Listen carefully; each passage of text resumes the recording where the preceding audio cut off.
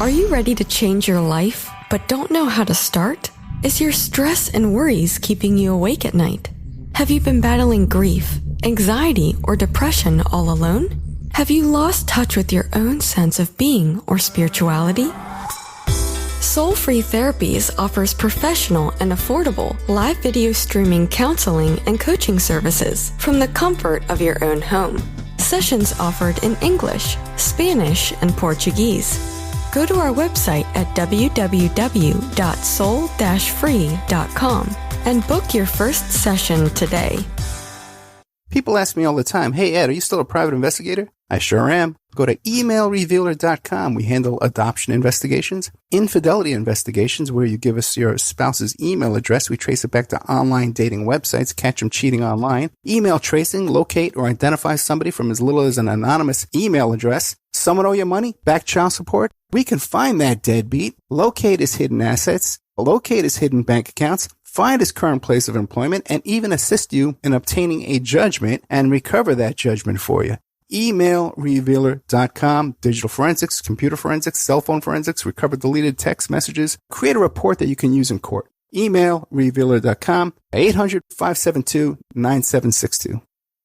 The Opperman Report is brought to you by Aquadam.net. You can give them a call at 707-764-2119. A flooded home is never easy to deal with. You're left with the mess to clean up, the insurance companies to deal with, and not to mention all the memories, the precious memories that are lost in the flood. You can never replace those. And Aquadam can be a tool in your arsenal to protect your home and property from the floodwaters. The cofferdam is filled with water to control water and is reusable as long as it's taken care of. It can protect your home or business from rising floodwaters like a dam, but without the beavers. It can also be used in construction. If you need an area to be dewatered, an Aquadam can do the job. An Aquadam was used at SeaWorld in Orlando for the Mako roller coaster ride during the coaster's construction by dewatering the work area. An Aquadam is now dewatering the work area at San Antonio SeaWorld for their newest roller coaster ride. An Aquadam has been used in many construction projects all around the U.S. and all around the world. Now give Aquadam a call, 707-764-2119. You can look them up online at aquadam.net. You can find them on Facebook at Aquadam Inc. You call them up, you email them, you tell them Ed Opperman sent you, and they're going to take 10% off the price. Aquadam.net, 707-764-2119.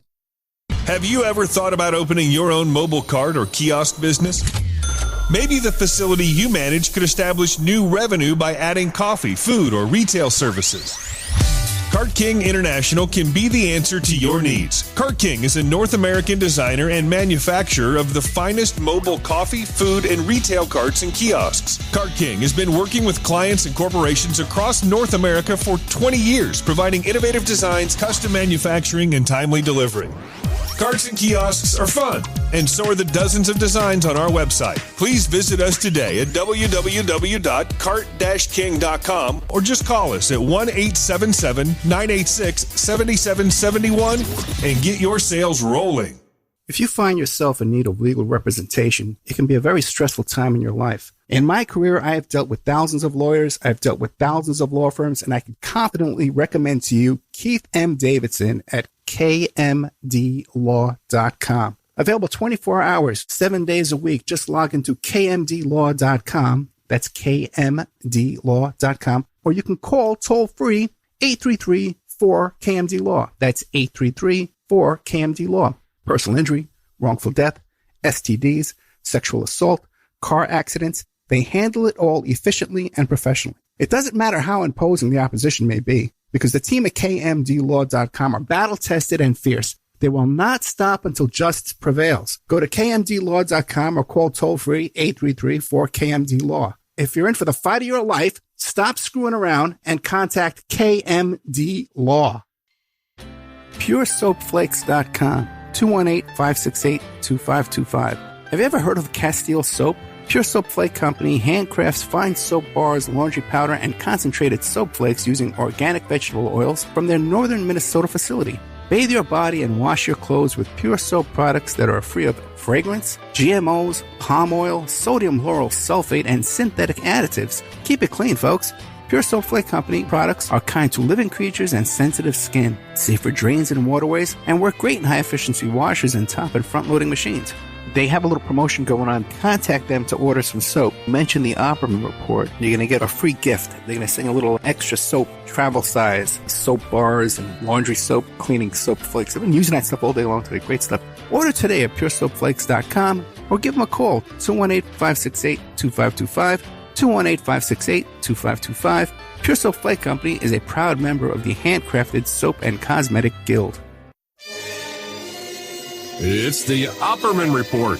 Join digital forensic investigator and PI Ed Opperman for an in-depth discussion of conspiracy theories, strategy of New World Order resistance, high-profile court cases in the news, and interviews with expert guests and authors on these topics and more. It's the Opperman Report. And now, here is investigator Ed Opperman. Okay, welcome to the Opperman Report. I'm your host, Private Investigator Ed Opperman. You can find me at Opperman Investigations and Digital Forensics Consulting through my website, emailrevealer.com, or you can email me directly at oppermaninvestigations@gmail.com. If you like our show, check out our Patreon, where we have exclusive content and exclusive shows you can't find anywhere online, AM, FM, or on the internet, only through our Patreon at oppermanreport.com. But our archives are always free. You can find them at Spreaker.com. You get an email notification anytime we put up new content, and there's a chat room and all kind of fun stuff over at Spreaker.com. I'm very excited about our guest today. We have Carl Colby, who runs carlcolbyfilms.com, and is also part of this group here called the OSS Society. Did a remarkable film about his dad called The Man Nobody Knew, In Search of My Father, CIA Spy Master William Colby. Carl Colby, are you there? I'm here. How are you? I'm very good. Thank you so much for coming on the show. I just watched the film, and it really moved me, like I said before. Tell us about yourself, though. Who's Carl Colby? I'm one of the children of William Colby, who was CIA director. I always almost preface things to say that, but at the same time, I had my own career as a documentary filmmaker since I left college. I graduated at Georgetown University some time ago, and I've always been interested in politics and in national security issues. And frankly, growing up as my father's son, who was CIA director, and we lived all over the world. We lived in Italy during the contested elections against the communists in Italy in late 50s, and then I lived in Rome and Saigon. Do you want to maybe make it? Can I do that over again? No, this is fine. You grew up, it moved me a lot. Let me just start over again. Okay, I'm Carl Colby. I'm a documentary filmmaker. I specialize in making profiles of people, and perhaps probably my biggest, most exposure film was a profile of somebody I never thought I was going to profile, but it was my own father. And there's always a great father-son story to tell. Most people have one. And mine happened to be particularly interesting because my father was CIA all his career, was OSS, jumped behind enemy lines in France and Norway, winner of the Silver Star, Bronze Star, and then became the ultimate CIA operative and later director of the CIA. So I finally made a film about him, and it's called The Man Nobody Knew, In Search of My Father, William Colby, CIA Spy Master. And you can find that at firstrunfeatures.com. I basically, like Ed is a private investigator, I kind of felt that way about making a film about my dad. Because how do you make a film about a spy, about somebody who doesn't like to be photographed, doesn't like to be quoted, likes no one to write anything down? He's the one asking the questions, not you. And so it's been a great ride, and I basically specialize in doing films about military, national security issues, and sort of the cutting issues of the day. In the film, you start off, you talk about your dad and how you would go into his dresser drawer and see all his important stuff, you know? And that really moved me because it was very similar with my own dad and his box of important things that he had. You know, I used to love to go through when I was a kid. And you grew up in Saigon at the beginning of the war. Right. What was that like? Well, we lived across the street from the palace, and actually there were two coup d'etat attempts. One was a aerial bombardment of the palace that blew up our house. Half the ceiling fell on the floor. And you'd think that I would have been terrified, and my family would have been scared to death living there. But I remember after the bombing attack, I was at school, and they said, "All right, everybody go home early." And they all looked at me like, God, I wonder if his parents are dead, because they live right next to the palace, and everybody knew the palace had been bombed. And I went through the park collecting shrapnel, because I thought I'd do a little show and tell the next day at school about give a little report about the attack. And I walk into the house, and it's really quiet, dark, glass and plaster all over the floor. It was an old Art Deco house, and really the house was shaken to the core.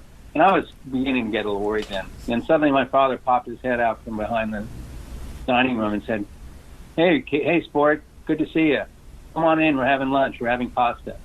And it was like, if he's okay with the way the world is, I'm okay with it too. How old were you?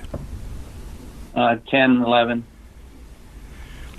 When you look back... He was a very cool guy. He was like, we all know people who when dread attack, when they get attacked, or when something really goes wrong, a lot of people freak out and, jump under the bed or start screaming. My dad would become the opposite. He would become cooler. Like his temperature would go down. He would look and observe. Like one time I was just walking with him in Saigon, and we were looking across the street, and he goes, "What do you see?" I said, "What do you mean?" He goes, "What's different?" And I said, "Well, actually, there's a guy who's been waiting a long time. He's kind of nervous. Looks like he's waiting for his bike to get ready, but it's not ready yet. And some other guy just came, dropped something off, and left. And then he looked at me and smiled and said, you're beginning to see." Do you think he wanted you to follow in his footsteps? There's no way you can follow in the footsteps of a CIA man. You can always become an analyst or another branch of the agency. I don't mean that as a dig. I have a lot of friends, actually, who were the children of the CIA, and they became CIA employees themselves and are terrific individuals, very smart, very bright. And but I just had to go a different direction. You can't repeat that act. So as a young boy, you looked up to your dad as a hero, right? But then later on, I guess in the anti-Vietnam War years, you had a change of heart? Yeah, even in Saigon, I began to think, because he rarely would take us on little trips, but one time he got me going on a Saturday morning out of school, and I'm not in school, and we went flying down to Phu Quoc, which was an island off the South China Sea, off of the coast of Vietnam. It later became infamous for its tiger cages, where they would keep Viet Cong prisoners and pretty much mistreat them and interrogate them, etc. And he took me down there. Maybe it was a little preview of what the place was going to be like. And we looked around. And then I remember on the way down, though, we looked out the window of the Air Vietnam C-47, and there was the Mekong Delta all spread out, all green, glistening, unbelievable, like a liquid world. And he goes, all this is going to change. There's a war coming, and I'm going to be a part of it. And there was always this sense of seriousness and of we have important work to do. And how old were you then? Same thing, 10, 11. I grew up fast. Yeah, no, I could imagine. Now, what about your dad was responsible for the Phoenix program. Can you tell us what that was? Yeah, the war was going bad. In the beginning, the war wasn't going so badly for the Americans in 61, 62. But then Ngo Dinh Diem and Ngo Dinh Nhu, the president and his brother, they were a bit on the corrupt side, and they didn't have the confidence of the people anymore. So things kind of went to hell. So the Americans had a counterinsurgency kind of special forces a component at the beginning, and it was having a lot of effect, like training the locals to defend themselves. But then the war started turning badly, and William Westmoreland and Lyndon Johnson got involved and thought, let's put in 400,000 or 500,000 troops. So you can imagine some kid from Oklahoma arriving in some Vietnamese village. He's scared to death. He can't tell one person from another. So that went really badly. And then my father convinced the president at the time, and he ran a program called the Rural Pacification, which was basically self-defense. But they recruited a lot of ex-Viet Cong people, and they were very effective at rooting out Viet Cong insurgents. And so my father, for the success that it resulted in probably more than 29,000 Vietnamese being killed, Viet Cong, supposedly Viet Cong or mostly Viet Cong. But who's to know? When someone's pointing the finger at somebody saying he's VC, maybe he's got a grudge against him. You never really know. And he was very famous for that, but he was never apologetic about it. He basically quoted the number one general in North Vietnam, General Giap, who said Colby hurt us. That Phoenix program really hurt us. And he was right. You know, go after the forward. Go ahead. Yeah, a couple of times I've interviewed Doug Valentine, who wrote the book about the Phoenix Project. And your dad took him under his wing almost and gave him a bunch of information and directed him to people to talk to expose the Phoenix Project. Why do you think, I always ask Doug, why do you think he did this? Why do you think he did this? You know, there's one thing about him that was very interesting. He, like when all the family jewels, the secrets of all the wrongdoing the CIA had engaged in, the 697 instances of really, you know, assassination attempts and things like that. I think he said, he basically, I remember arguing with him. I said, oh, you're not going to tell him all this stuff, are you? And he said, yeah, let's air it off the dirty laundry. Let's air it out and it'll all come clean. And he kind of believed in the reasonableness of the American people. I remember telling him, forget that. They're going to barbecue you. You're going to be roasted. It's like throwing kerosene on the fire. But he didn't believe that. He believed that if you got the full picture, warts and all, then you'll make the right decision. So you would have open, frank discussions with your father about these topics? Oh, totally. No, I had a big family we're all very fun and argumentative. I mean, I have two brothers, a younger brother who's an attorney and an older brother who was an attorney. And, oh, my God. I mean, you'd like to come over to my house in those days for dinner. It was like subject of the day, you know, the bombing of something. And then everybody chimes in. And we'd try to ridicule my dad, like, he doesn't understand what we're talking about. He has no philosophical underpinnings. He's just a soldier. He just says yes. And he was kind of amused by it. He got kicked off a few times, but he was a little amused by it because he was an only child, and here's this gang of guys who love him, really. I mean, his children. But at the same time, we had questions, and we wanted answers. And we were used to hanging around the adults. I mean, the people I grew up with, my parents' friends, are like out of a rogues gallery checkbook. It's just unbelievable. I could imagine growing up as a witness to history. Just fascinating life, my friend. Well, guys that you read about, you yeah. You heard about, you read legends, and then they would disappear. And then they would tell me one time I went on a hunting trip, believe it or not, in Indonesia, just spur of the moment when I was like 15 years old. And I went on the trip and I mentioned this really interesting guy who seems to know him, and he's so great. And he said, I said, Mr. X, you know, Mr. whatever. And I said the guy's name, and he goes, that's very interesting. Never repeat his name again. Wow. In other words, the guy I'm talking about was undercover, so I might blow his cover. And little things like that, I felt like I was part of the team. I wasn't Jason Bourne, but I was part of the team. Oh, sure, I can imagine that. You must have been like hero worship. You know, your dad's a spy. You got hero worship, but then it started.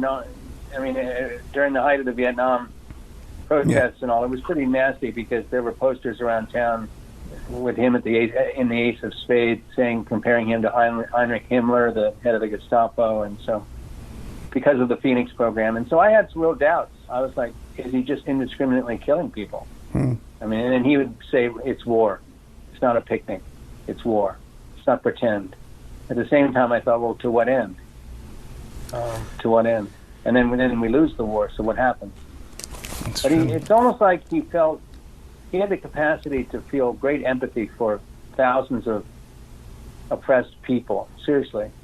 But then when it came to his own family, it was like, he was kind of cold. Otherwise, he would have been a regular guy. My mother one time complained, he's not romantic. You know, why did I marry him? I could have married some fun guys who'd take me dancing at the country club. And I said, that's right, Mom.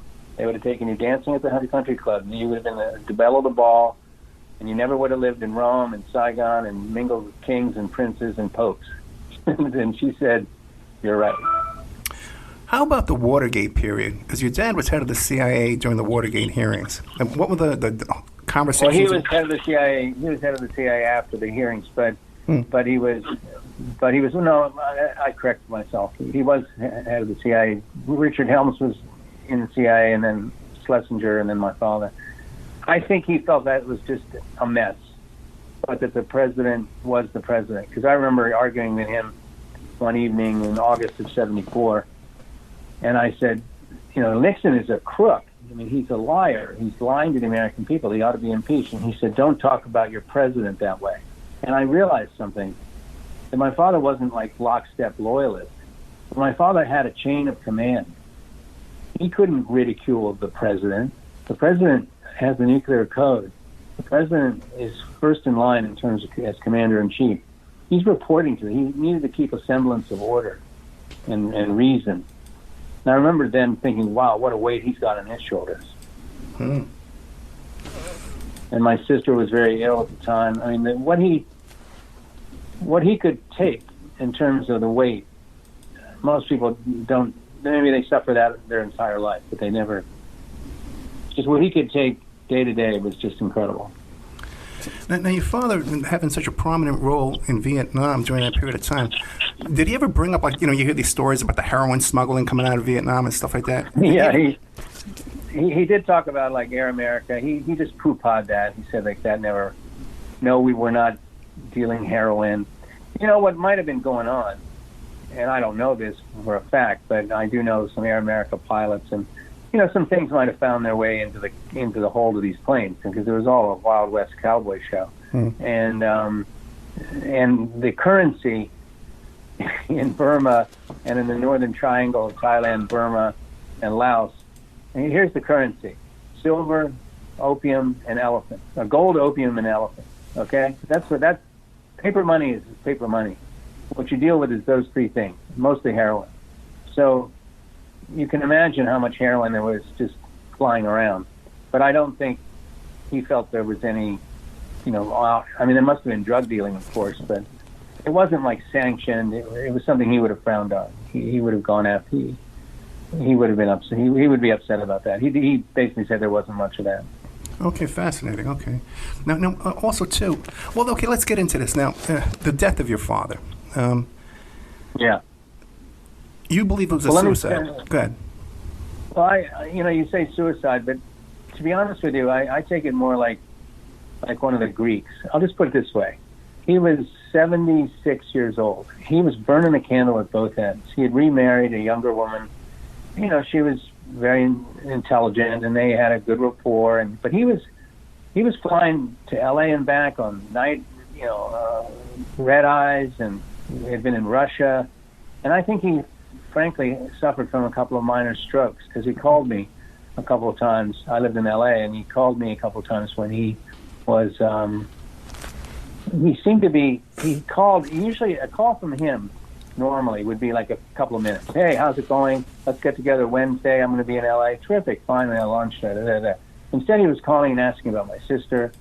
How did I think she was treated when she died? How could that have happened? What did we do wrong? The kind of question I never heard from him. I remember telling him, I said, stop with these questions. We all did the wrong thing. We all didn't do enough. You didn't do enough. I didn't do enough. My mother didn't do enough. And that's the way it is, and it's going to eat you up, so let it go.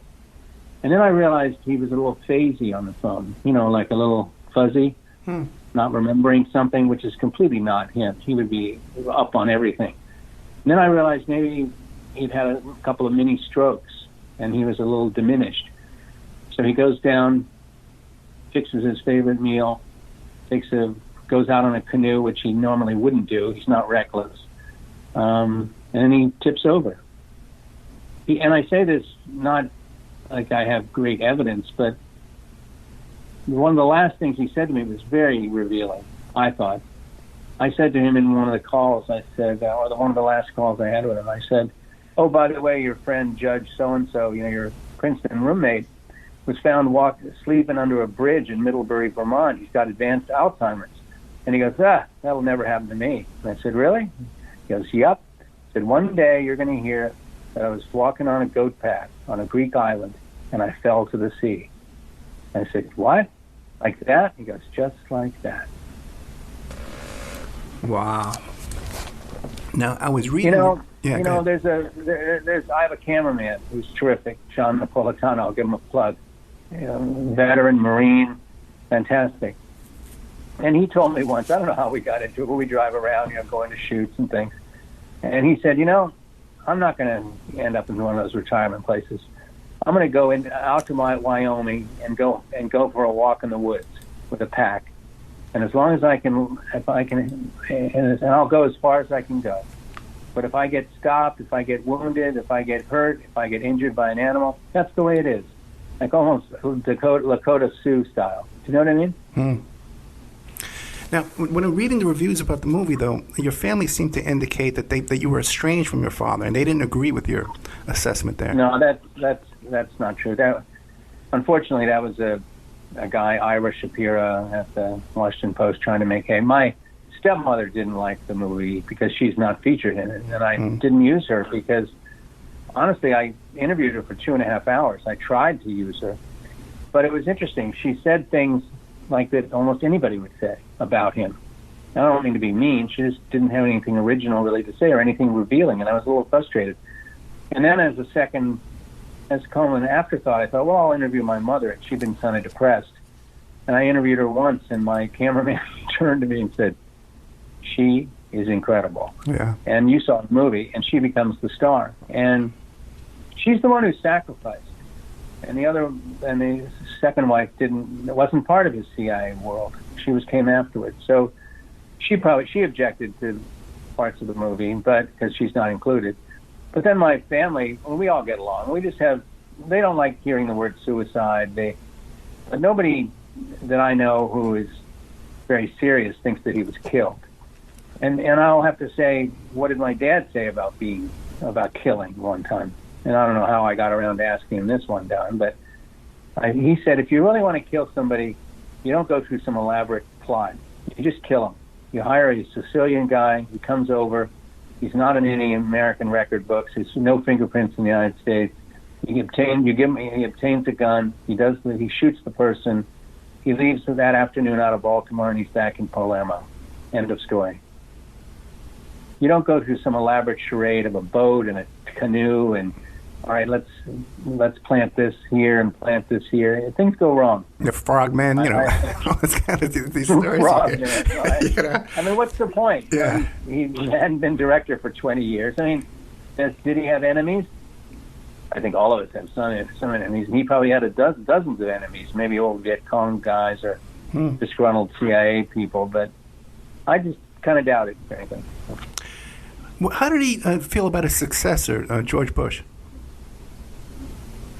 It's a touchy situation because I think he personally acted like he got along with him and all, but he kind of thought he was a lightweight, actually. And I think he was removed. I discovered later that my father was really hurt and angry, really, about being dismissed from the CIA by Ford and then Bush coming in. It wasn't really against Bush. It was more like he didn't want a political person in there, and he got the ultimate political person who built the Bush dynasty, and that was the beginning of it. I think he wasn't a member of the club anymore. Can you imagine how exclusive the club is? 18 people who have these secrets every day, who read the president's brief, who know everything that's to be known. And suddenly, nope, your name's off the list. Who's calling? Yeah, that must be devastating. Yeah. I mean, it'd be like in Hollywood if you suddenly had some horrific problem, some exposure problem or some scandal, and then nobody will talk to you again, ever. You're out. In the foreword to the book, the Franklin Cover-Up, with John DeCamp, he says that this investigation never would have taken place if it were not for Bill Colby. Did your father talk to you about investigation? Yeah. Which investigation? Well, the whole Franklin cover-up situation with John DeCamp, Senator John DeCamp. I don't know that. Oh, you don't know about that? John DeCamp? Yeah, it's Senator John DeCamp. Yeah, the Boys Town and all those kids being molested at Boys Town, and Lawrence King, the blackmail and stuff. Craig Spence. No, he never talked to me about that. I don't know anything about it. Okay, we'll have to send you the book, yeah, because according to John DeCamp, after talking to Colby, that's what got the whole thing rolling. Well, a lot of people fix on my father because, to be honest with you, he would talk to anybody. I mean, literally, not like in a nasty way, but he was very curious. And he wouldn't charge anybody. He wasn't suspicious. If anything, he was open to everybody. And he He had everybody come over to the house. And even Oliver Stone, who ended up accusing him and 2,000 people at the CIA of killing Kennedy. And I think my father finally shoved him out the door. Like enough for the conspiracy theories, Right. 100 people can't keep a secret. Do you think 2,000 people can keep a secret? No. Gotcha. Oh, this might be a good time to take a commercial break. Okay. We are here today with Carl Colby. You can find his website, carlcolby.com, carlcolbyfilms.com. But also, too, he's involved with this OSSsociety.org, where they're doing a bunch of films called Operation Overlord and Call Sign Chaos, which are getting a lot of play in the media there. So check out OSSsociety.org. We'll be right back with more of Carl Colby after these messages. And now a word from our sponsors. OppermanReport.com. Hey, do you like what you're hearing? Do you like the work that you see us doing here at Opperman Report? You can support that work by becoming a member at OppermanReport.com. And as you have access to over 200 exclusive shows and interviews that you can't find on YouTube or Spreaker or iHeart or iTunes or KYAH. You can't find them anywhere else online, exclusive to our member sections, to our members. Also, too, there's images, videos, documents, court docs. And don't forget, you can hear your ad played here on the Opperman Report, reach hundreds and hundreds of thousands of people on a daily basis, because the show is repeated every day all over the world. Contact me at oppermanreport@gmail.com, and I'll give you a good deal on advertising rates. Have you ever thought about opening your own mobile cart or kiosk business? Maybe the facility you manage could establish new revenue by adding coffee, food, or retail services. Cart King International can be the answer to your needs. Cart King is a North American designer and manufacturer of the finest mobile coffee, food, and retail carts and kiosks. Cart King has been working with clients and corporations across North America for 20 years, providing innovative designs, custom manufacturing, and timely delivery. Carts and kiosks are fun, and so are the dozens of designs on our website. Please visit us today at www.cart-king.com or just call us at 1-877-986-7771 and get your sales rolling. The Opperman Report is brought to you by Aquadam.net. You can give them a call at 707-764-2119. A flooded home is never easy to deal with. You're left with the mess to clean up, the insurance companies to deal with, and not to mention all the memories, the precious memories that are lost in the flood. You can never replace those. And Aquadam can be a tool in your arsenal to protect your home and property from the floodwaters. The cofferdam is filled with water to control water and is reusable as long as it's taken care of. It can protect your home or business from rising floodwaters like a dam, but without the beavers. It can also be used in construction. If you need an area to be dewatered, an Aquadam can do the job. An Aquadam was used at SeaWorld in Orlando for the Mako roller coaster ride during the coaster's construction by dewatering the work area. An Aquadam is now dewatering the work area at San Antonio SeaWorld for their newest roller coaster ride. An Aquadam has been used in many construction projects all around the U.S. and all around the world. Now give Aquadam a call, 707-764-2119. You can look them up online at aquadam.net. You can find them on Facebook at Aquadam Inc. You call them up, you email them, you tell them Ed Opperman sent you, and they're going to take 10% off the price. Aquadam.net, 707-764-2119. Are you ready to change your life, but don't know how to start? Is your stress and worries keeping you awake at night? Have you been battling grief, anxiety, or depression all alone? Have you lost touch with your own sense of being or spirituality? Soul Free Therapies offers professional and affordable live video streaming counseling and coaching services from the comfort of your own home. Sessions offered in English, Spanish, and Portuguese. Go to our website at www.soul-free.com and book your first session today. If you find yourself in need of legal representation, it can be a very stressful time in your life. In my career, I have dealt with thousands of lawyers, I've dealt with thousands of law firms, and I can confidently recommend to you Keith M. Davidson at kmdlaw.com. Available 24 hours, 7 days a week. Just log into kmdlaw.com. That's kmdlaw.com. Or you can call toll-free 833-4KMD-LAW. That's 833-4KMD-LAW. Personal injury, wrongful death, STDs, sexual assault, car accidents, they handle it all efficiently and professionally. It doesn't matter how imposing the opposition may be, because the team at kmdlaw.com are battle-tested and fierce. They will not stop until justice prevails. Go to kmdlaw.com or call toll-free 833-4KMD-LAW. If you're in for the fight of your life, stop screwing around and contact KMD Law. PureSoapFlakes.com, 218-568-2525. Have you ever heard of Castile Soap?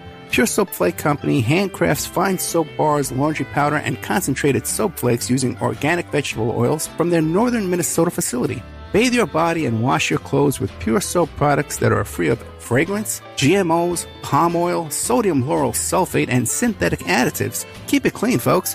Pure Soap Flake Company products are kind to living creatures and sensitive skin, safe for drains and waterways, and work great in high-efficiency washers and top and front-loading machines. They have a little promotion going on. Contact them to order some soap. Mention the Opperman Report. You're going to get a free gift. They're going to send a little extra soap, travel size, soap bars and laundry soap, cleaning soap flakes. I've been using that stuff all day long today. Great stuff.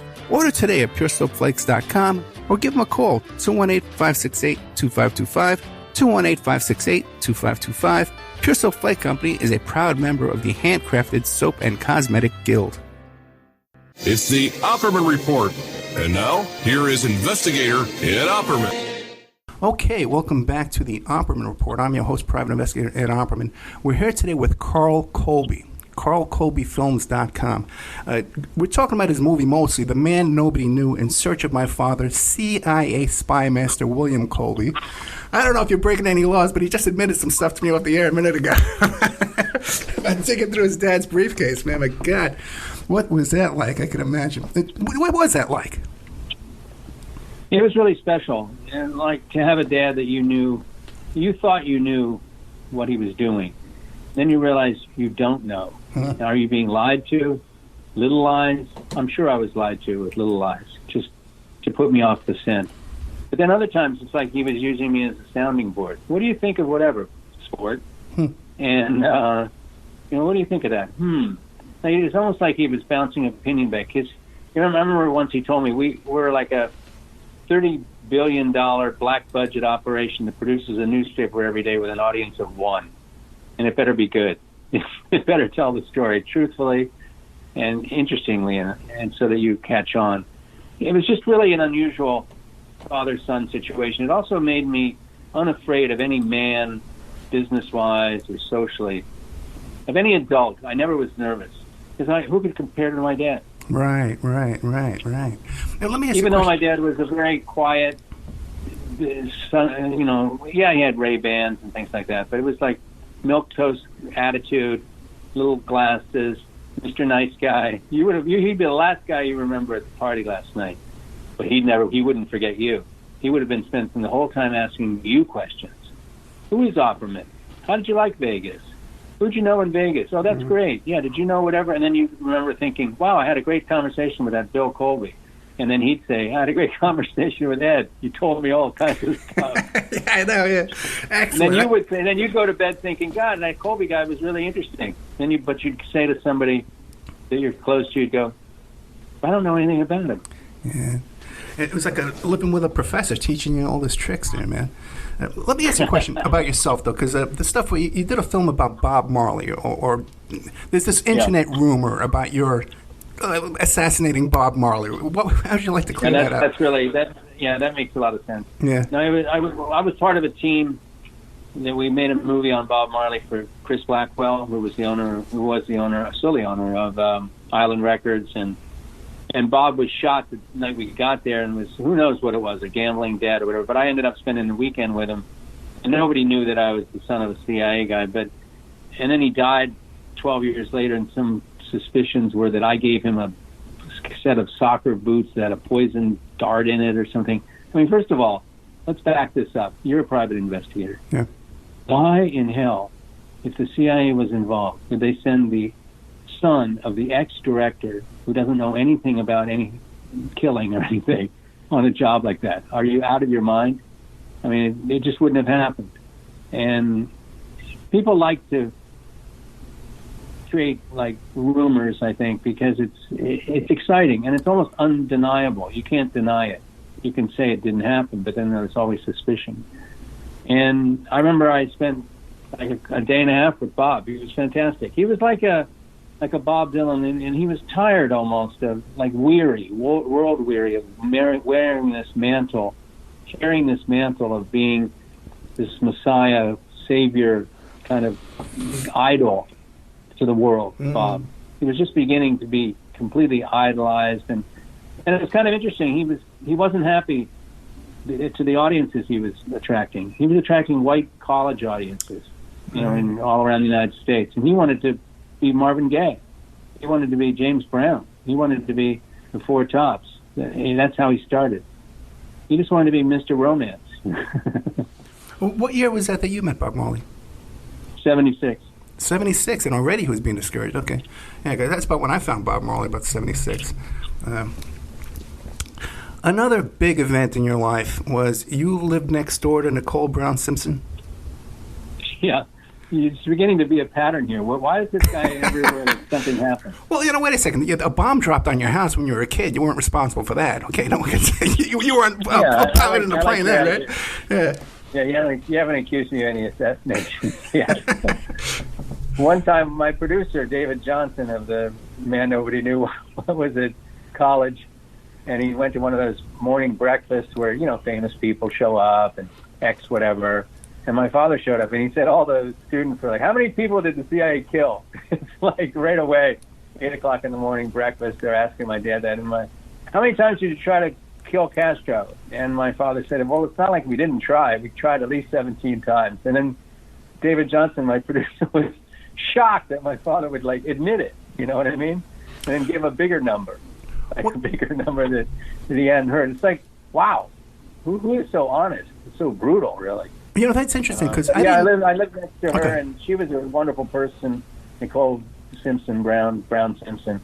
It was a tragedy, really. I was a witness for the prosecution.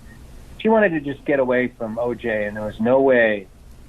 He regarded her as his property. It was very sad, and especially today, with all the attention towards abuse and women's rights and all. It's just absolutely shocking what used to go on. And just horrible. I saw her the day before she died too, and she was sort of beat up. She'd had the flu, and she didn't look well, and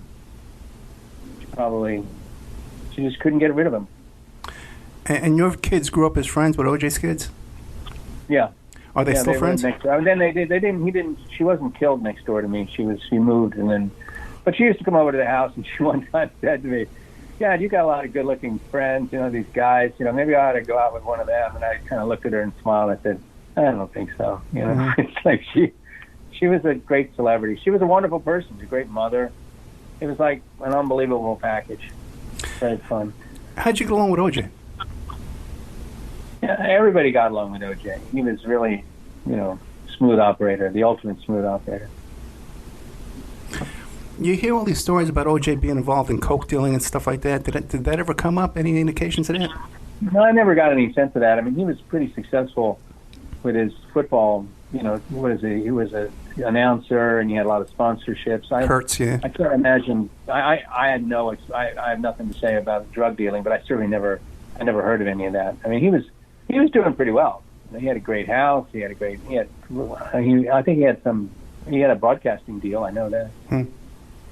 So, then there was the LA Times used to publish around Thanksgiving. They would publish a picture of him in a black tie carving a turkey with a huge knife, and then right after the death of Nicole, that commercial never ran again. Oh my God! Yeah, that's talk about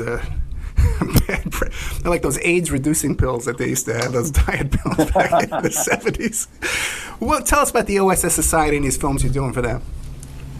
Yeah, I've been really having a fascinating time. I have a great friend, Charles Pink, who's opening a new museum in a couple of years out near Dulles Airport in Washington, in Northern Virginia, called the National Museum of Intelligence and Special Operations, and it'll be full of exhibits and interactive displays. And so I've been going around interviewing people and making films about World War II, and so this film, Operation Overlord, has been getting a lot of play.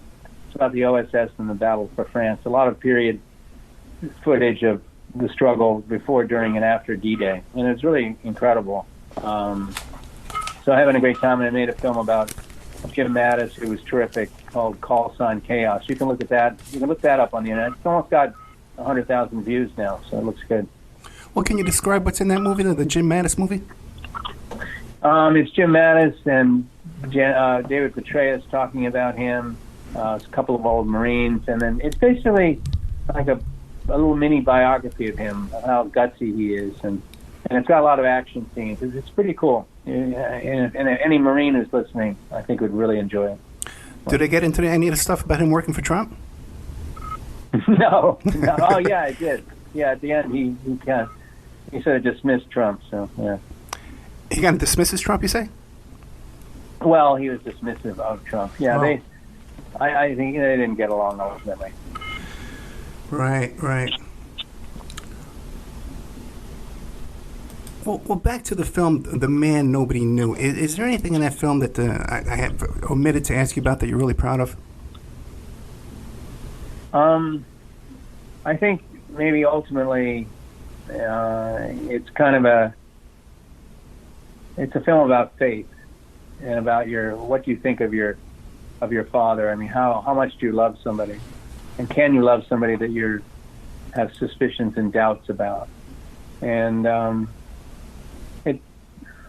it kind of shows how loyal someone can be, and maybe they're loyal mistakenly, but they're still loyal.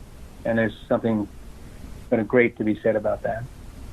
And do you believe that your parents, their Catholic faith, had a lot to do with that? Oh, absolutely. The CIA used to be called CIA, Catholics in Action, because they have a moral purpose. They're like Knights Templar. They're like medieval knights. They're on a mission, and they're going to get the job done. Like the FBI is full of Catholics still. You said the FBI is totally Catholic? A lot of Catholics. Or used to be, anyway. But it was CIA. I was, I guess, lucky enough to live in the period that I knew these guys when they were in their 30s and 40s. And in the 50s and 60s, they were happy. They were happy warriors, They were out to defeat communism, promote freedom and all, and then things went sour with the Bay of Pigs. That's really what changed everything. And then it wasn't fun anymore with Vietnam and all that, all the nastiness and torture and all the nasty stuff that started happening. Yeah, I was fascinated to learn that your dad wasn't aware of all the Cuban assassination attempts until he became CIA director. Yeah, he wouldn't have been poring over all. I mean, he would have known about the major things, but like Castro in Cuba wasn't his beat, so he would have known something about it, but not much. But he did know about some of the technology, which is incredible, like the Glomar Explorer. That's something that some of your listeners should look up. About Howard Hughes was hired to build a mining vehicle, basically a ship to go to mine in the middle of the ocean. But the mine that they wanted to get to was actually a Russian submarine that had sunk in like more than 12,000 feet of water, and they pulled it up. They pulled up most of it, and then it fell apart. It supposedly fell apart. Well, what do you think? It's an incredible story. I mean, the whole area of like near Las Vegas that you lived in, Nellis Air Force Base and Creech and all, it's just incredible, all the technology and all the... I mean, imagine what's going on. That's where drones were perfected. And imagine what is happening in the world of drones. They're big, and they crash, and they send out Hellfire missiles, and a whole cafe blows up. Well, that creates a lot of collateral damage. Nowadays, why wouldn't there be a little toxin-borne drone, like the size of a mosquito, that takes out some mullah somewhere? And gee, wow, he has a bad case of flu. God, he died last night. Who knows how that happened? And do you think that technology exists today? Absolutely. I think that's the way things are moving, actually, because it's deniable. Look at the Russians with the misinformation and the campaign. They're masters at that. And also toxins, they actually use plutonium. I mean, it's incredible. Yeah. I mean, who else owns those materials? Just that alone would point the finger at them. You can't go to the CVS drugstore and buy plutonium. So.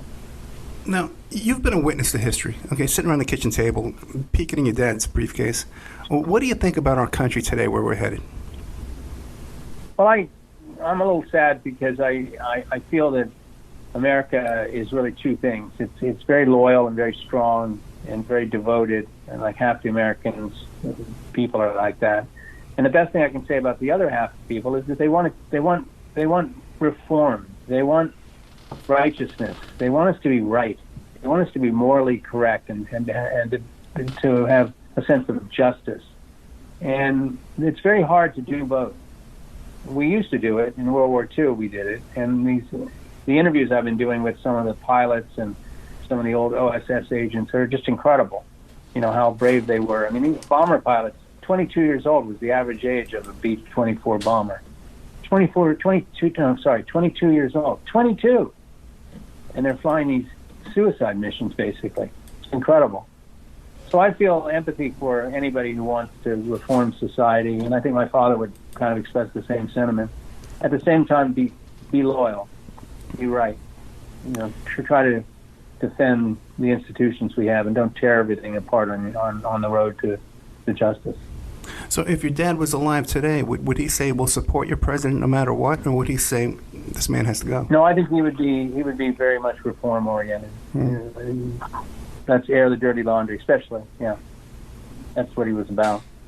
When it got tricky for him, he basically reverted back to what he was when he was a Columbia Law student. He was a Roosevelt guy, 100%. He wanted to. He worked for National Labor Relations Board. He was righteous. He wanted to do the right thing. Well, Carl Colby, we're just about out of time. What would you like to leave us with?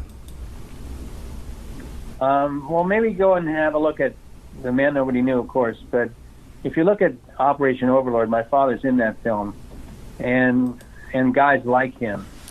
And maybe it'd be interesting just to watch that film, especially that one about D-Day and the OSS, and see the women as well. There are many women involved, and the diversity of talents and races and all that were involved in World War II. We were all allies. We were all together, and that comes through in that movie. And it'd be nice to get a look at that and see it through to the end. It's only 15 minutes, so.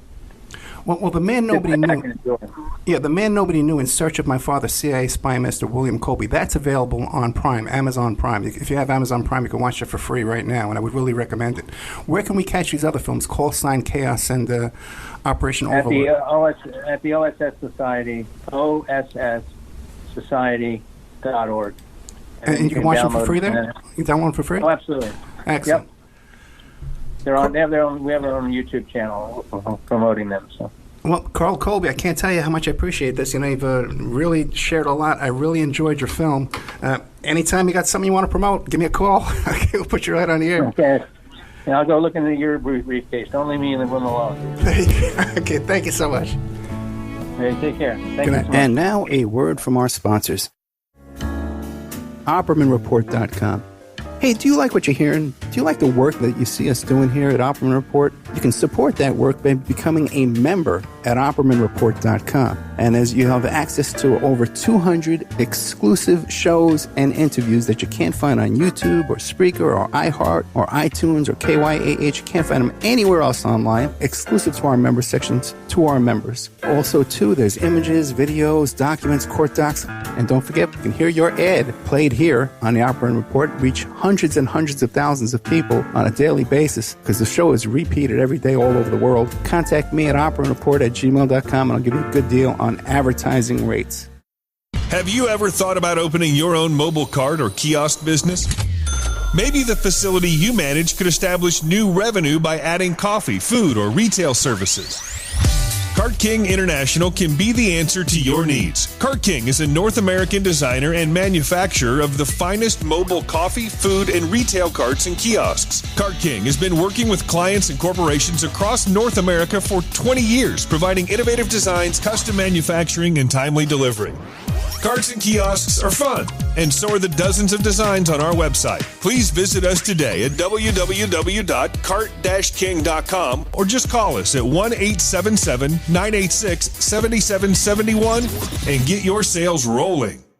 The Opperman Report is brought to you by Aquadam.net. You can give them a call at 707-764-2119. A flooded home is never easy to deal with. You're left with the mess to clean up, the insurance companies to deal with, and not to mention all the memories, the precious memories that are lost in the flood. You can never replace those. An Aquadam can be a tool in your arsenal to protect your home and property from the floodwaters. The cofferdam is filled with water to control water and is reusable as long as it's taken care of. It can protect your home or business from rising floodwaters like a dam, but without the beavers. It can also be used in construction. If you need an area to be dewatered, an Aquadam can do the job. An Aquadam was used at SeaWorld in Orlando for the Mako roller coaster ride during the coaster's construction by dewatering the work area. An Aquadam is now dewatering the work area at San Antonio SeaWorld for their newest roller coaster ride. An Aquadam has been used in many construction projects all around the U.S. and all around the world. Now give Aquadam a call, 707-764-2119. You can look them up online at aquadam.net. You can find them on Facebook at Aquadam Inc. You call them up, you email them, you tell them Ed Opperman sent you, and they're going to take 10% off the price. Aquadam.net, 707-764-2119. Are you ready to change your life, but don't know how to start? Is your stress and worries keeping you awake at night? Have you been battling grief, anxiety, or depression all alone? Have you lost touch with your own sense of being or spirituality? Soul Free Therapies offers professional and affordable live video streaming counseling and coaching services from the comfort of your own home. Sessions offered in English, Spanish, and Portuguese. Go to our website at www.soul-free.com and book your first session today. If you find yourself in need of legal representation, it can be a very stressful time in your life. In my career, I have dealt with thousands of lawyers, I've dealt with thousands of law firms, and I can confidently recommend to you Keith M. Davidson at kmdlaw.com. Available 24 hours, 7 days a week. Just log into kmdlaw.com. That's kmdlaw.com. Or you can call toll-free 833-4KMD-LAW. That's 833-4KMD-LAW. Personal injury, wrongful death, STDs, sexual assault, car accidents. They handle it all efficiently and professionally. It doesn't matter how imposing the opposition may be, because the team at kmdlaw.com are battle-tested and fierce. They will not stop until justice prevails. Go to kmdlaw.com or call toll-free 833-4KMD-LAW. If you're in for the fight of your life, stop screwing around and contact KMD Law. PureSoapFlakes.com. 218-568-2525. Have you ever heard of Castile Soap? Pure Soap Flake Company handcrafts fine soap bars, laundry powder, and concentrated soap flakes using organic vegetable oils from their northern Minnesota facility. Bathe your body and wash your clothes with Pure Soap products that are free of fragrance, GMOs, palm oil, sodium lauryl sulfate, and synthetic additives. Keep it clean, folks. Pure Soap Flake Company products are kind to living creatures and sensitive skin, safe for drains and waterways, and work great in high-efficiency washers and top and front-loading machines. They have a little promotion going on. Contact them to order some soap. Mention the Opperman Report. You're going to get a free gift. They're going to send a little extra soap, travel size, soap bars and laundry soap, cleaning soap flakes. I've been using that stuff all day long today. Great stuff. Order today at puresoapflakes.com or give them a call, 218-568-2525. 218-568-2525. Pure Soap Flake Company is a proud member of the Handcrafted Soap and Cosmetic Guild. People ask me all the time, hey Ed, are you still a private investigator? I sure am. Go to emailrevealer.com. We handle adoption investigations, infidelity investigations, where you give us your spouse's email address. We trace it back to online dating websites, catch them cheating online. Email tracing, locate or identify somebody from as little as an anonymous email address. Someone owe you money? Back child support? We can find that deadbeat, locate his hidden assets, locate his hidden bank accounts, find his current place of employment, and even assist you in obtaining a judgment and recover that judgment for you. Emailrevealer.com. Digital forensics, computer forensics, cell phone forensics, recover deleted text messages. Create a report that you can use in court. Emailrevealer.com, 800-572-9762.